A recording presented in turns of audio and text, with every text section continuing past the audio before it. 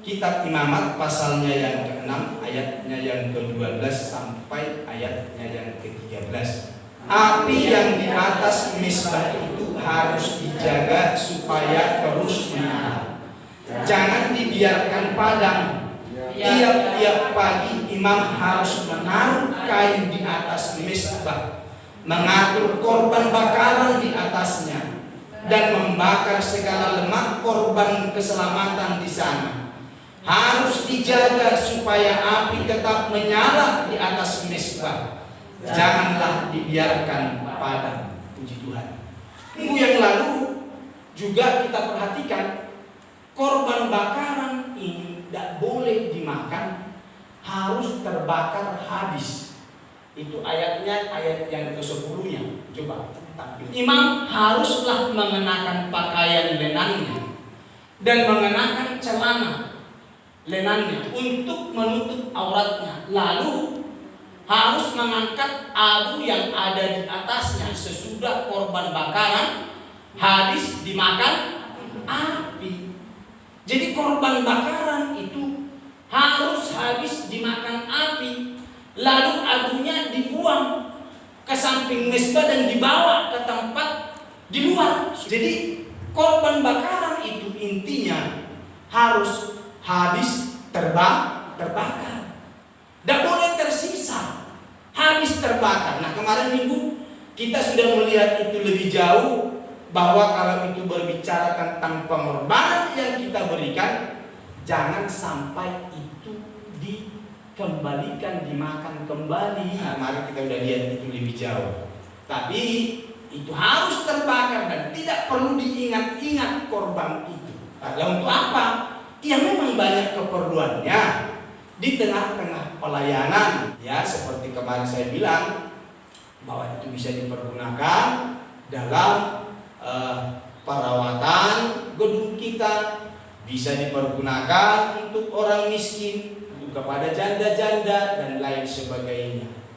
Dan itu bisa juga dipergunakan kalau kita memiliki satu perluasan, butuh lahan, pergunakan di sana. Ya, itulah bukan untuk menjadi tabungan. Lalu pada tiba waktunya, ayo kita makan bareng-bareng lewat piknik. Tidak gitu ya. Sekali lagi, harus terbakar. Itulah korban bakaran. Sekarang kita lihat ayat yang ke-12 dan 13. Demikian, api yang di atas mesbah itu harus dijaga supaya terus menyala. Jangan dibiarkan padam. Sampai di sini. Tiap pagi imam harus menaruh kayu di atas mesbah. Artinya apa? Supaya nyala. Jangan sampai kayu itu habis terbakar, tidak ditambah lagi kayu, bisa mati. Betul? Kalau itu api yang dari kayu itu sudah dibakar, kayunya habis satu ini, kalau tidak ditambah mati tidak? Mati. Maka diingatkan ayat 13a, dikatakan tiap-tiap pagi imam harus menaruh kayu di atas mesbah, tambah terus kayu itu tiap-tiap pagi, mengatur korban bakaran lagi di atasnya dan membakar segala lemak korban keselamatan di sana. Harus dijaga supaya api tetap menyala di atas mesbah. Jangan dibiarkan padam. 2 kali jangan dibiarkan padam. Kalau hampir padam, tambah kayunya, terbakar. Seperti itu ya, ada api. Hampir padam, tambah kayunya, bakar lagi, nampak terus apinya. Jadi ini penting kekasih dalam Tuhan Yesus Kristus. Ini 2 kali muncul, ini berarti sangat penting. Api ini dijaga supaya terus menyala. Apa artinya? Api di sini berbicara 2 hal. 1, kehidupan doa. Karena firman Tuhan tadi bilang api itu harus menyala. Harus dijaga supaya tetap menyala. Dan korban bakaran harus ada di atasnya supaya baunya harum. Lemak-lemaknya dibakar. Ayatnya yang ke-8 sampai 9. Dan mereka harus mengatur potongan-potongan korban itu, dan kepala yang sedang menyala di atas mezbah. Tetapi isi perutnya dan betisnya harus dibasuh dengan air, dan seluruhnya itu harus dibakar oleh imam di atas mezbah sebagai korban bakaran, sebagai korban api-apian yang baunya menyenangkan Tuhan. Nah ini saudara, yang kita katakan doa. Berdoa itu berarti juga adalah satu korban yang dinaikkan kepada Tuhan. Satu korban yang baunya menyenangkan hati Tuhan. Itu terus kehidupan doa itu harus ada. Jangan sampai berhenti. Jangan sampai padam berdoa kita. Harus terus menerus ada doa yang dinaikkan kepada Tuhan. Karena itu dupa yang harum, persembahan yang menyenangkan hati Tuhan. Ada satu bau yang menyukakan hati Tuhan. Berdoa berarti mengakui ketidakmampuan kita. Kita hanya pasrah, bersandar penuh kepada kekuatan Tuhan. Kenapa harus berdoa? Lain saudara, karena kita tidak kuat, sadar kita lemah, bahwa kekuatan kita terletak di dalam doa. Maka harus memiliki kehidupan doa. Doa adalah jembatan bagi kita untuk bersatu dengan Tuhan kita. Saat mata dipejamkan, saat aku tekun dalam doa, kita bercerita dan mengaku padanya tentang hidup, tentang segalanya. Ya. Itu sudah doa. Kita sedang berbicara dengan Tuhan. Kita sedang membawa hidup kita kepada Tuhan sebagai persembahan, sebagai korban yang baunya menyenangkan Tuhan. Mengakui ketidakmampuan kita, keterbatasan kita, yaitu lewat doa. Ketika ada orang misalnya berkesusahan, ada penderitaan yang jarang, doa. Itu kan yang kita bilang. Artinya di dalam doa itu ada satu kekuatan yang hebat. Maka kita bilang doalah, doa. Padahal saudara-saudara bukan itu yang dibutuhkan saat itu, tapi kita bilang doa. Tapi benar bahwa doa itu sesuatu yang hebat, ya, sesuatu yang luar biasa. Coba lihat bahwa itu harus kita sadari bahwa kekuatan kita tidak seberapa. Ayo klik lagi. Yeremia 9:23 sampai ayatnya yang ke-24. Beginilah firman Tuhan, janganlah orang bijaksana bermegah karena kebijaksanaannya, janganlah orang kuat bermegah karena kekuatannya, janganlah orang kaya bermegah karena kekayaannya, tetapi siapa yang mau bermegah, baiklah bermegah karena yang berikut, bahwa ia memahami dan mengenal aku.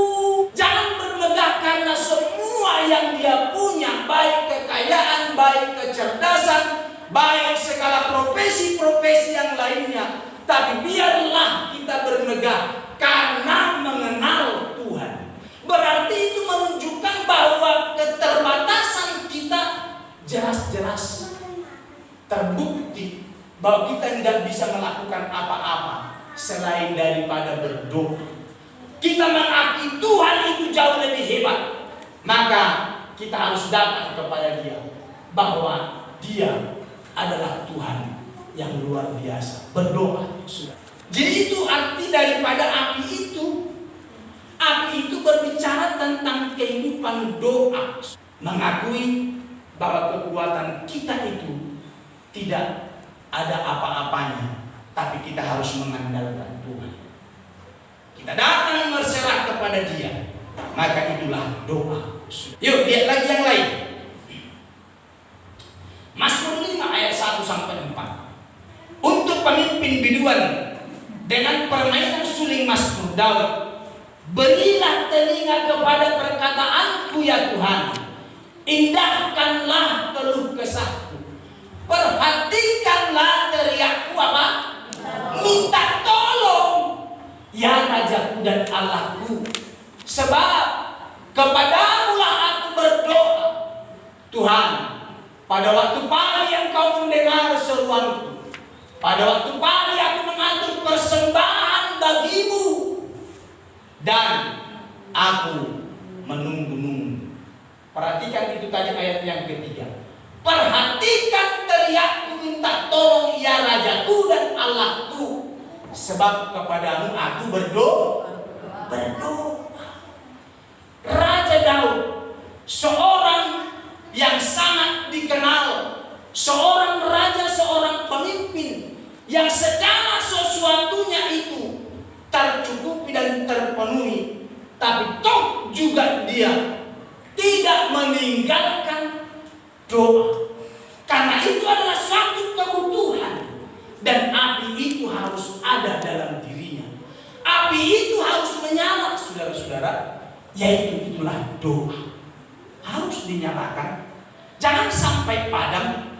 Api itu jika padam, tambah kayunya, akan begitu. Tiap pagi tambah kayunya. Doa. Maka tidak salah kalau setiap pagi kita sedang berdoa. Kau sedang menambah kayunya, tambah kayunya, jangan sampai padam.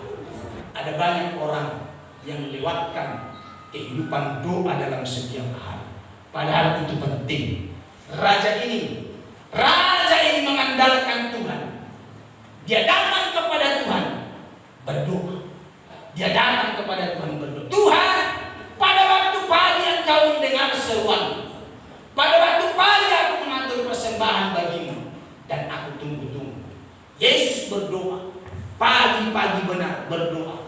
Mengasingkan dirinya. Cari waktu, cari tempat. Berdoa. Sampai dia ingatkan kepada murid-murid. Tidakkah kamu sanggup barang 1 jam berdoa? Berjaga-jaga dengan aku? Saudara, itu buktinya. Murid saja yang sudah langsung bersama dengan Yesus, toh juga hampir padam apinya. Kau bilang kau masih tetap terus ada apinya? Belum tentu, belum yakin. Maka saya berkeyakinan murid yang sudah bersama-sama dengan Yesus, api itu hampir padam. Tidakkah kamu sanggup berjaga-jaga dengan aku 1 jam? 1 jam tok, saudara, tawarannya. Ya hampir gagal. Pak Mardi, nek pagi-pagi doa, haleluya. Pak Malau, berdoa tiap pagi. Ya, jadi saudara-saudara, kitalah yang bisa mengecek. Itu yang mau kita sampaikan. Api itu berbicara tentang kehidupan berdoa. Satu lagi, ini 1 Samuel 12, 23, 24. Mengenai aku, jauhlah daripada aku untuk berdosa kepada Tuhan dengan berhenti mendoakan kamu. Coba dikatakan dulu sama Samuel, aku terus berdoa untuk kamu. Berdoa. Bapak Ibu Saudara, ayo supaya kita semua memiliki kehidupan doa. Jadikan berdoa jadi model kita, jadi gaya hidup kita. Jadikan itu sesuatu yang menjadi kebutuhan yang terus-menerus. Berdoa. Ketika kita tidak berdoa, katakan kepada diri kita, aku sudah mati. Ya, harus berani loh. Maksudnya mati itu memang kau tidak berfungsi, tidak ada artimu. Sama seperti sampah-sampah itu. Iya, katakan ketika kau luput, saya tidak berdoa, aku sudah mati. Bilang kepada dirimu supaya terus kau tertuduh. Tidak cuma omong tok, kita bilang doa itu apa sih? Napas hidup, kan begitu ya? Iya, seringkali kita bilang doa napas. Berarti kalau tidak berdoa, tidak bernapas, kan begitu kira-kira, mati. Maka katakanlah kepada diri kita, ketika kita tidak berdoa hari ini, aku sudah mati. Tidak berarti. Mati kan tak berarti, sudah. Ya, katakan kepada dirimu. Sekarang kau dengar firman, bilang, ketika kau tidak berdoa hari ini atau hari kapan, aku sudah mati. Saudara-saudara, seringkali kita tinggal dalam kematian itu. Tuhan. Mari Bapak Ibu, kita lihat lagi contoh yang lain Daud ini lagi dalam Mazmur pasal 3 terus. Ini. Dengan nyaring aku berseru kepada Tuhan, dan Ia menjawab aku dari gunungnya yang kudus. Aku membaringkan diri lalu tidur, kata Daud, saudara. Aku bangun sebab Tuhan menopang. Nah, perhatikan saudara, Daud mengerti. Aku membaringkan diri, katanya, lalu tidur. Aku bangun. Kalau aku bisa berbaring, aku bisa tidur dan bisa bangun, kan kira-kira begitu. Bukan karena kuat dan hebatku, sebab Tuhan yang menopang aku. Karena Tuhan loh kita ada di sini, amin. Kau bernapas, kau bisa hidup karena Tuhan. Bukan karena uangmu yang banyak, enggak. Bukan karena kecerdasan yang kau miliki, enggak. Tapi karena Tuhan. Daud nyadari itu. Tuhan loh yang topang dirimu, topang kita ini. Maka berdoa. Maka di ayat 7 berikutnya. Aku tidak takut kepada puluhan ribu orang yang siap mengepung aku, kata Daud. Berani menghadapi segala tantangan kalau Tuhan yang bersama dia. Karena Tuhan yang menopang kok, saudara. 8. Bangkitlah Tuhan, tolonglah aku ya Allah. Ya, Engkau telah memukul rahang semua musuhku dan mematahkan gigi orang-orang fasik. Dari Tuhan datang pertolongan, berkat-Mu atas umat-Mu. Luar biasa. Sekalipun dia raja, bukan berarti dia harus berhenti berdoa. Tapi dalam bagian ini, Daud sedang mengalami satu badai yang hebat, badai yang luar biasa. Tidak bisa dihadapi secara manusia. Baca nih, itu nanti. Ya, bahwa anaknya Absalom sedang mengejar-ngejar bapaknya si Daud dan ingin membunuhnya. Maka tidak ada tempat pelarian Daud, mau kemana? Satu-satunya tempat pelariannya datang kepada Tuhan. Dia berseru kepada Tuhan. Maka dikatakan ayat 7 tadi, aku tidak takut kepada puluhan ribu orang. Tak takut, ada Tuhan yang menopang aku. Saat aku berbaring lalu tertidur, dan saat aku bangun pun semua karena Tuhan.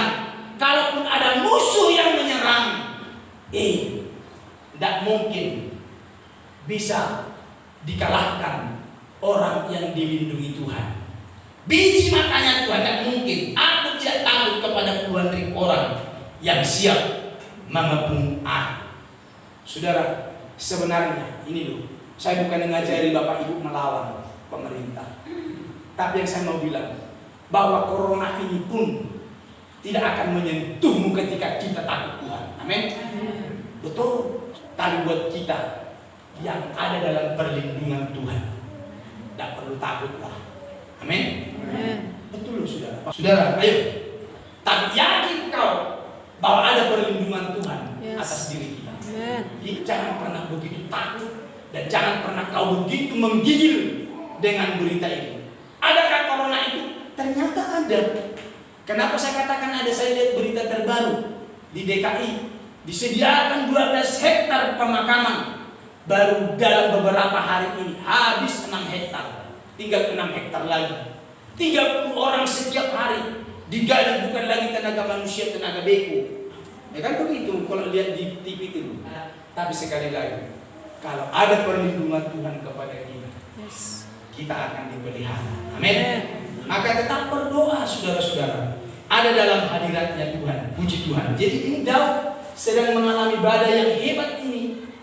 Dikejar-kejar oleh anaknya Absalom itu. Dia ingin dibunuh, dihabisi. Tapi ini pertolongan Tuhan atas dia. Maka dia kata, aku tidak takut kepada puluhan ribu orang yang siap menolong aku. Itulah api yang terus menyala, berbicara tentang doa. Yang kedua, api itu adalah berbicara tentang semangat yang bernyala-nyala. Alkitab bilang begitu, coba. Ini loh, kita baca bersama-sama.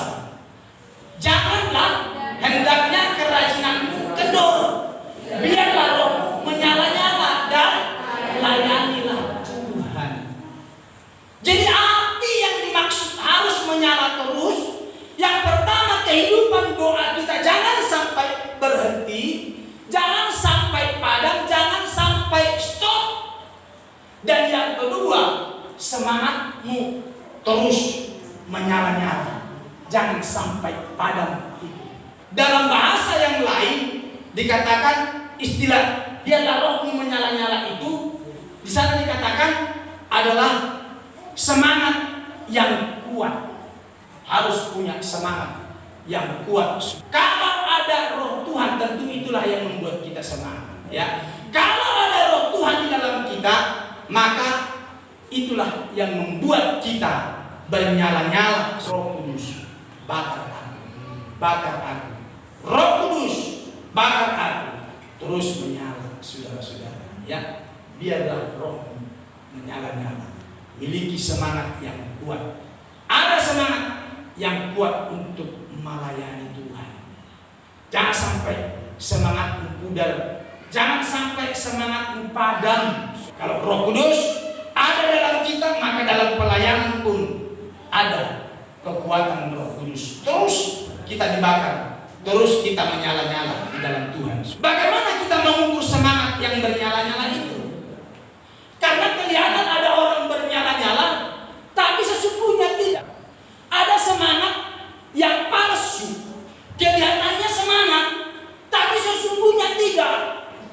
Itu palsu. Bapak Ibu, ayo. Jangan sampai kita ada dalam semangat yang palsu. Tapi biarlah semangat yang benar-benar Roh Kudus bakar, yang Roh Kudus kerjakan dalam kita. Jangan kepalsuan dalam semangat kita itu. Seperti apa sih semangat yang palsu itu? Contohnya sudah tergantung kecocokan. Misalnya ada satu tim, kita bersama-sama melayani, aku pemimpin pujian, kau singernya, kau pemimpin mainkan musiknya, saudara. Ya, lalu ini kompak karena itu pasangannya kompak. Wih, hebat, bisa semangat. Tapi dalam kepalsuan, mana bentuk kepalsuannya? Itu akan terlihat ketika salah satu pasangan itu tidak ada. Misalnya kalau dia anak muda berangkat sekolah keluar kota, lalu tidak sama-sama lagi dalam pelayanan. Atau mungkin karena salah satu dari tim itu menikah. Jangan ketika sekarang satu tim bersemangat, pas keluar kota sekolah atau menikah, salah satu hilang dari tim itu. Wah, enek dek Ben waktu ada Asian, rasanya semangat dia. Sekarang udah ada ya. Wis mulai padam sudah. Jangan tergantung pada seseorang semangat itu. Kalau itu yang terjadi, itulah yang dikatakan semangat palsu. Dan itu hanya sementara kok. Kalau karena pasangannya, karena temannya, begitu saudara-saudara, teman satu timnya itu semangat sementara itu. Hanya pada waktu itu saja. Lalu ketika berangkat sekolah, dia menikah berkeluarga, akan padam itu. Dari situ akan kita lihat. Kalau ada penyurutan, sudah tidak ada api, saudara-saudara, itu berarti selama ini kepalsuan yang ada. Bukan sungguh-sungguh api yang terbakar yang ditaruh kayu. Dan ya, maka supaya terlihat itu sungguh-sungguh menyala, saudara-saudara, terus bangun buat api itu, terus buat kayu itu. Bukan tergantung kepada seseorang yang ada dalam satu tim itu, tapi kita sendirilah yang harus terbakar itu. Kita sendirilah yang bernyala-nyala itu. Dan semua kita, pribadi lepas pribadilah yang harus bersemangat. Bukan karena yang lain aku semangat. Yang kedua, contoh yang kedua, ketika orang ini, tim ini mendapat pujian, wah bagus ya, si Marlina itu bagus ya, Yusita itu bagus ya, si Kiki itu, wah hebat ya, kalau dia memimpin pujian, wah memang dibawa kita dalam hadiratnya Tuhan. Ada semangat, saudara. Ya. Tapi ada muncul lagi yang baru, yang jauh lebih baik. Seperti itu, saudara. Yang selama ini sudah mendapat pujian, jempol. Kalau ada media masuk terus foto-fotonya, di majalah, di buletin seperti buletin yang kita terima ini. Ada yang lebih lagi dari orang ini. Tentu gambar itu tidak muncul lagi. Yang muncul gambar yang terbaru tadi. Saudara, mulai padam, mulai semangatmu itu padam dan meredup.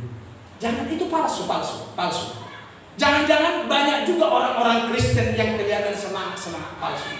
Tapi saya mau ajak kepada kita, jangan sampai kepalsuan itu mewarnai kita. Biarlah pribadi lepas pribadi yang bersemangat itu. Amin. Bakar itu, ya. Api itu harus terus menyala dan tambah terus kainnya, supaya itu terus. Karena saya bilang tadi, itu api adalah berbicara tentang kehidupan hidup.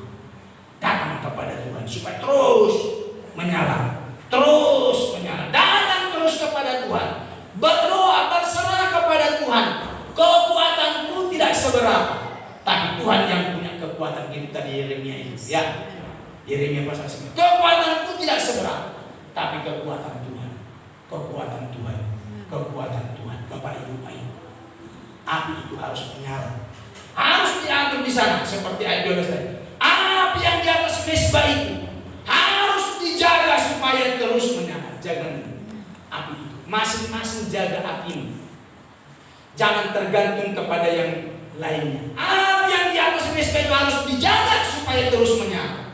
Jangan dibiarkan padam. Tiap pagi imam harus menaruh kayu di atas mezbah, mengatur korban bakaran di atasnya, membakar segala lemak korban keselamatan di sana. Harus ditaruh. Dan itulah doa yang baunya menyukakan Tuhan. Korban itu terbakar, baunya menyenangkan hati Tuhan. Mari Bapak Ibu Saudara, supaya menyukakan Tuhan, persembahan kita terus ada dalam semangat yang berjalan. Tuhan Yesus memberkati.